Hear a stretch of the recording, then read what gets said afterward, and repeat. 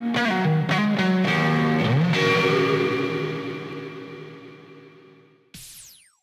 mean, sexual harassment, as you have written, is a very serious crime, and it is argued, and you have certainly made this point, that some aspects of the reporting of it is downgrading it and trivializing it. Mm-hmm. Why do you think this is happening?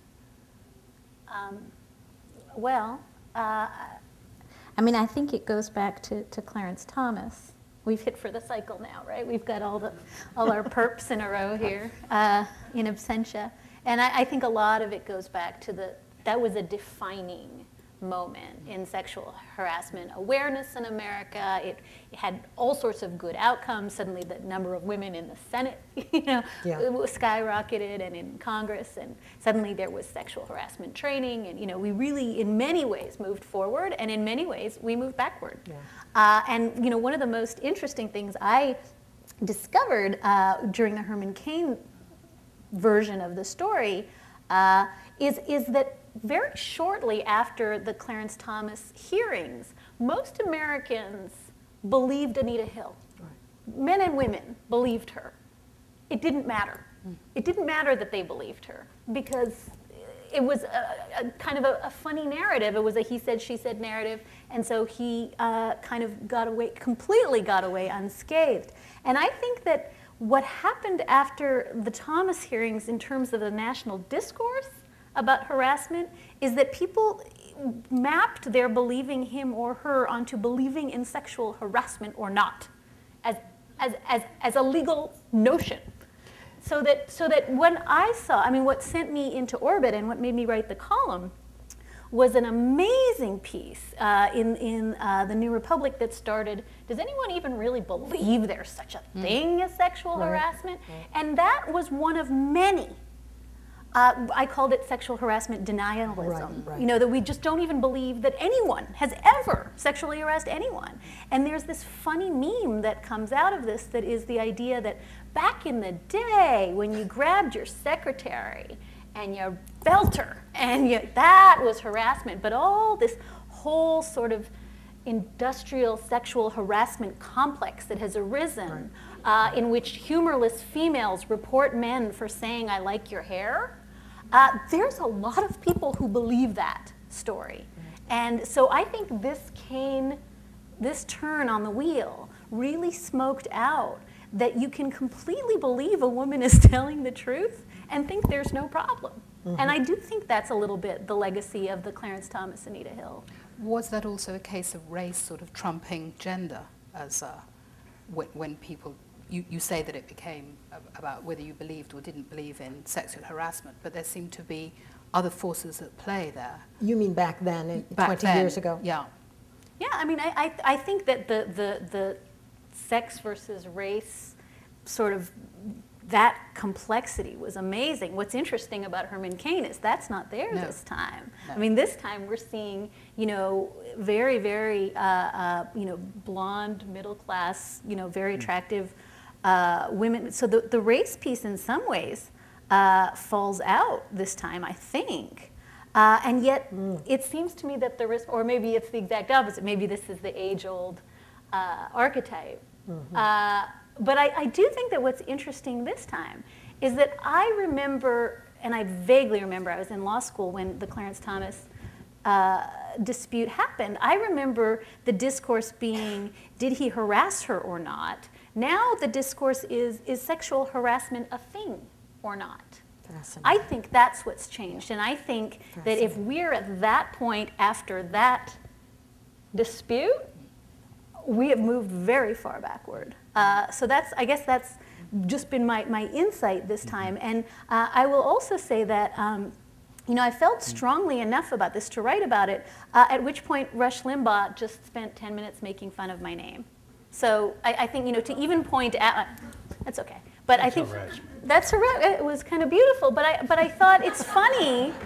It's kind of funny that to just point out that there are laws and that sometimes people break them. I didn't take a position on, I don't know what happened. I took no position. But to simply say that people shouldn't deny that this happens and have the reaction be, you know, you're another one of those whining feminists, is also quite, I think, a marker of where we are in the conversation now. I was just wondering how rehabilitation periods come in. You know, will Spitzer come back? Will Wiener come back? Clinton, as you say, left office with the highest ratings and has come back.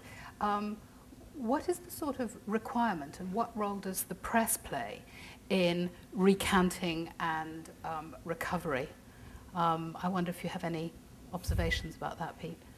I don't think it's a duty of the press to assist a politician back into the limelight, but I think, one, if there's new information that clarifies something that was a phenomenon for 2.5 weeks, if there's new information that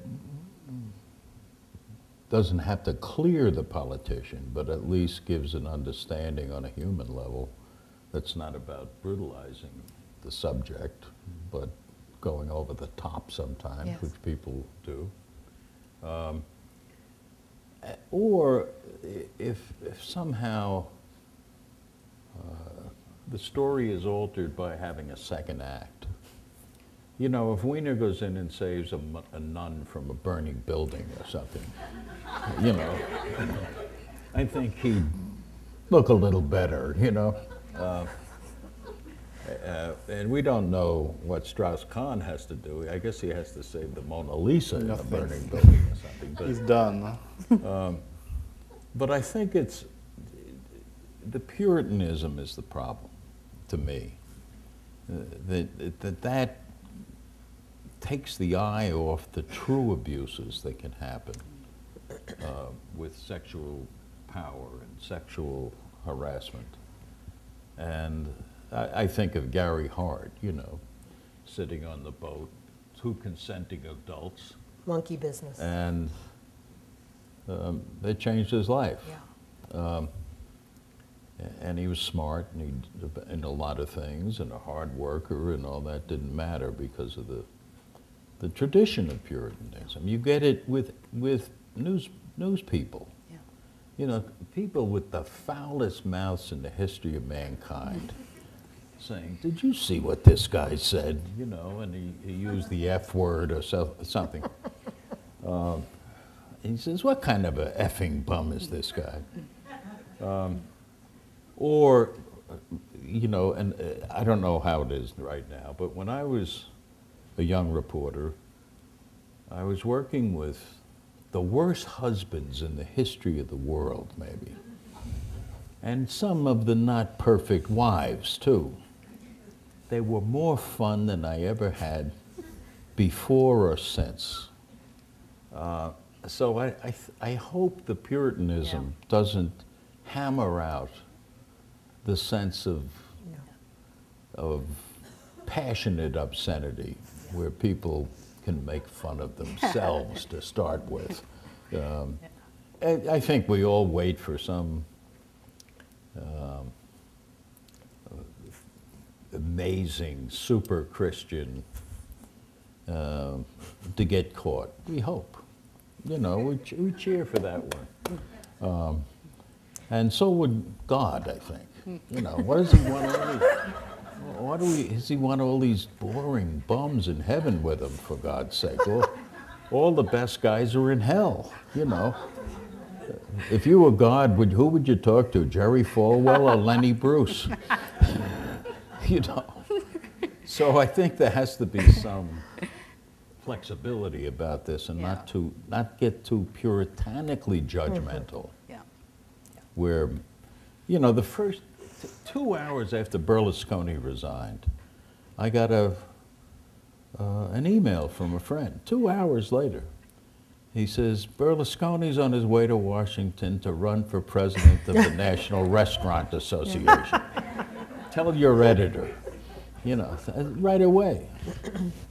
I mean, the Italian forget about the French attitude. Look at the Italian edit in Bunga Bungaville, you know. So I think there has to be a sense of cruelty is unforgivable, no matter who practices it. It's unforgivable. Covering up cruelty, unforgivable. But consenting adults to weird stuff, or we never would have had someone invent the blues,